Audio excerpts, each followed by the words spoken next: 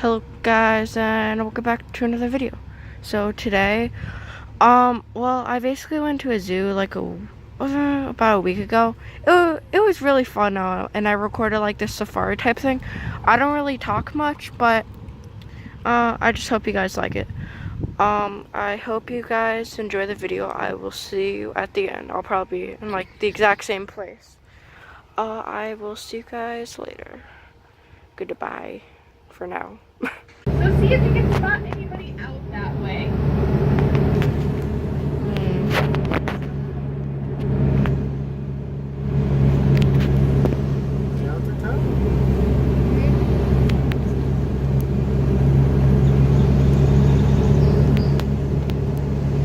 Now these marshes that are on our left and right hand side, they act as natural sponges and filter for the earth.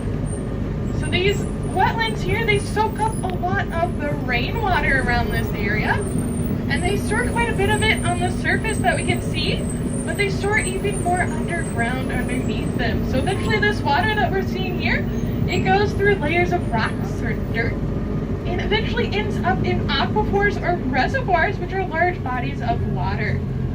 Now these large bodies of water is actually where a lot of the water comes from for houses in this area. So if you live around here locally, although you don't drink this water directly from the wetland, you might actually drink it eventually.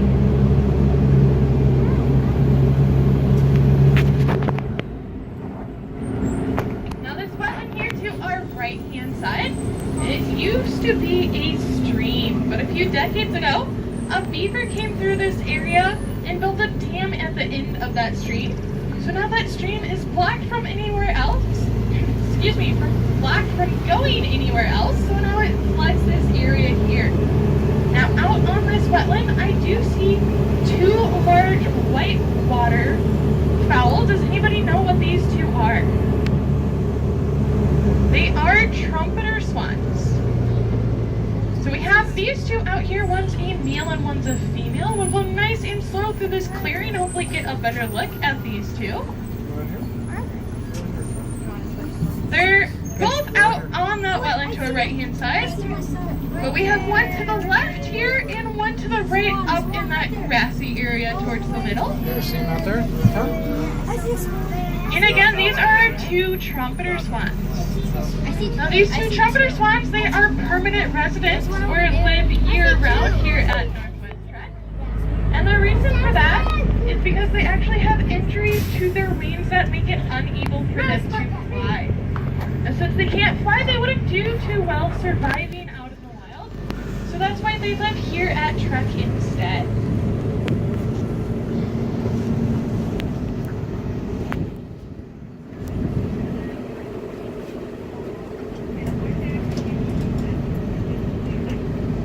Alright, so coming up on our right-hand side, we do have a large grouping of trees that have blown over in a windstorm a few years ago. Now, if you folks look at those roots, you'll notice that they grow out to the side of that tree instead of down into the ground. Now, that is actually because of a rock layer that was left behind by a glacier about 10,000 years ago. Now that rock layer is just a few feet underneath this topsoil here, and it blocks those roots from growing down into the ground. So instead, those roots have to grow out to the side. Now since they grow out to the side, they don't provide as much support for those trees. So the trees around Northwest Trek and local areas nearby, they blow over more easily. Looks like we do have a couple little ducklings off to our right-hand side. Looks like they're popping their heads up. Be on the lookout for those little movements, those ripples out there. No, I don't see them. And it looks like those ducklings are common McAnsers, so they're diving ducks out that way. So look for some of them that might pop up from underneath that water. And also be on the lookout for some turtles or frogs that may be sitting up on these fallen logs here.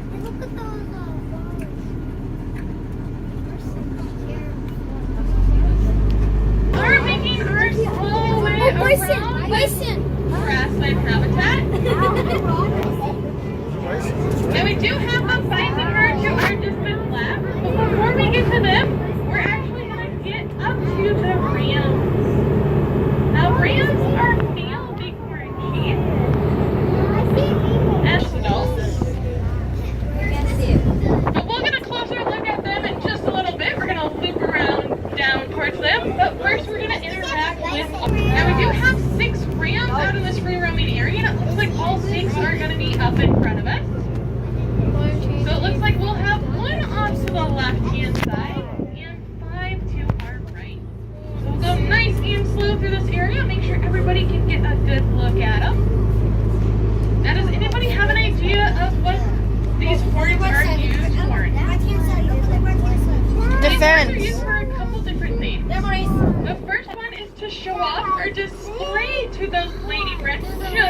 large these horns are. And the second one is they do occasionally spar or headbutt one another.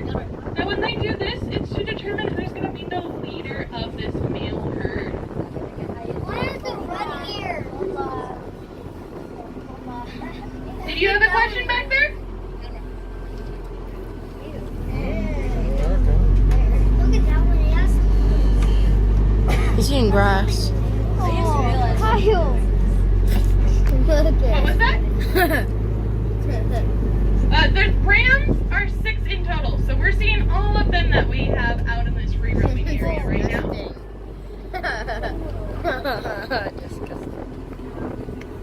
Now you'll notice that most of the animals that we see today are munching away on some plants.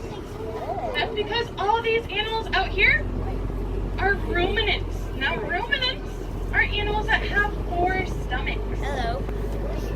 Now these ruminants out here, they'll chew and bring a lot of that grass or those vegetation plants into their mouth. They'll chew on it for a little bit, but then they'll actually swallow it down into their first stomach, into their rumen.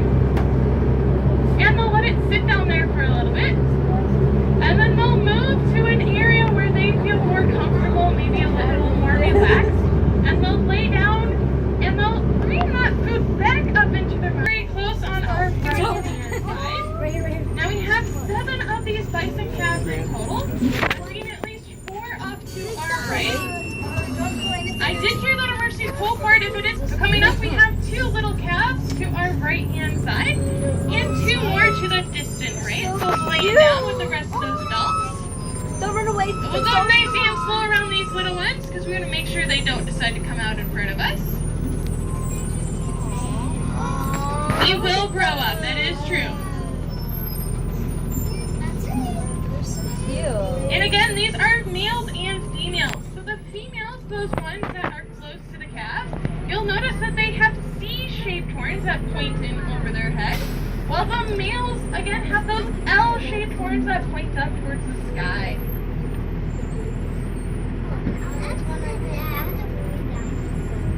So we have at least 4 calves to our right, and I've seen 2 off to our left.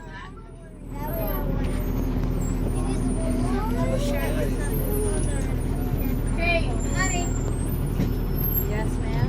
Mom, another bit. And if you're looking at these calves, you'll notice that those little horns are already starting to grow on the top of their head. There's 3 cubs. Now these bison, along with the bighorn sheep and even the mountain goat that lives out here, all 3 of them belong to the cattle family. Now the members of the cattle family, they all grow horns on the top of their heads their entire lives. So they don't fall off like antlers do. Looks like that male off to the far left is getting a little scratch on that stump out there.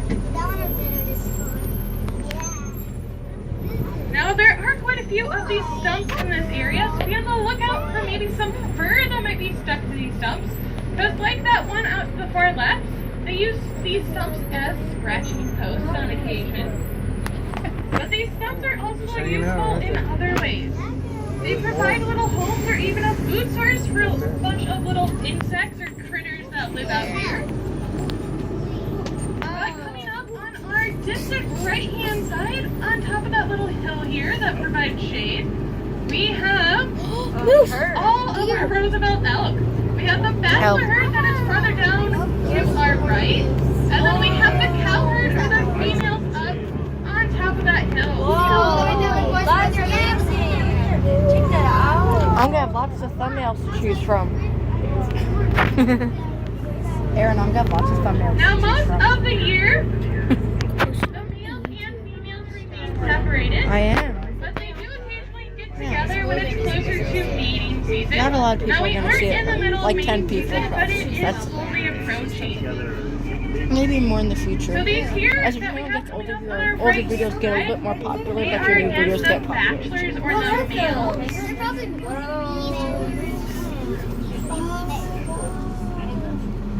So we do have all 9 of our bachelors up to our right hand side. And you can get a nice look at those large antlers growing on top of their heads. Wow. I mean, that's the spot. It was called. Yeah. Look at all those moves. No worries. Oh, these are males.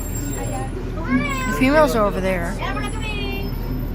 Now if you're looking at those antlers, you may notice that they're a bit fuzzy. Does anybody know what that fuzzy material is called?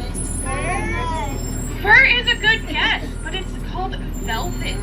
Now velvet, it acts as a soft little cushion for those antlers to help protect them, but it also protects a blood supply that helps those antlers grow. Now once those antlers are fully grown, that velvet is no longer needed. So that velvet will start to peel off.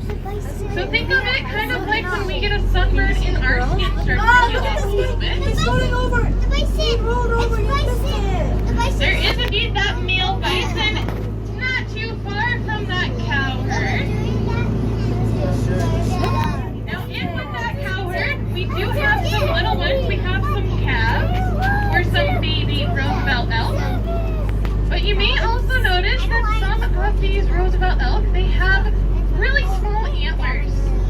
Now those individuals are actually some teenage boys, and they are referred to as spikes because they have those antlers that are kind of like spikes drawn straight up out of their head. Now these spikes, as I mentioned, they are those teenage boys, and they were born around this time last year. So give it a few more months and we'll probably go ahead and join up with the rest of that bachelor herd that we just passed through. But we do have quite a few of those little ones out there, so we have to look out for them. They're probably laying down real close to their mothers, but they may occasionally poke up their head. Oh yes, I do see a couple of those little calves out that way. Now also on the ground, to our left and right hand side, we have some of those sheds, or those antlers that have fallen off. Now we leave these antlers out here because like those stumps, Mother Nature is able to recycle or reuse them. So on occasion, those herbivores or some of those bonus animals, like raccoons or squirrels, chipmunks, they'll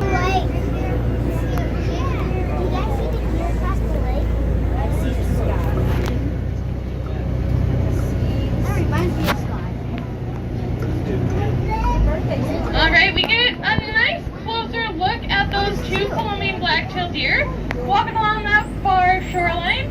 Trying to get through this clearing here. Alright, so we're in this clearing and they're along the shoreline to our far left. So just follow this shoreline here as it loops around and you'll see those tails moving around quite a bit, flicking back and forth. You didn't see one? Oh, more deer. They are everywhere out here. Notice those large antlers have lots of points on them. Now, if you're looking at him and thinking he looks like a reindeer, that is because side.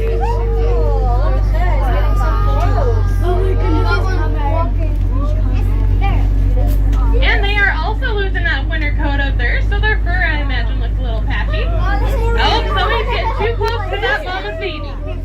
Oh, there's a baby. There are a couple babies down here on our left-hand side, and some of you may have seen that mother kind of poke at that male, telling him to get farther away from her little one.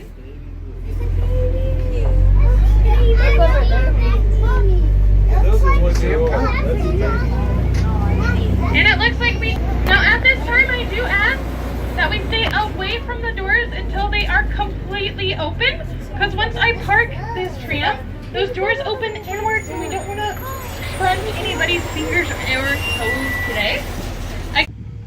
Hey guys, you've watched the whole video. Thank you. Thank you guys for watching like all the video. This thing's gonna be like 30 seconds long. I don't care. But yeah guys, if you have enjoyed the video, then hit the notification button so you you stay up to date with my videos.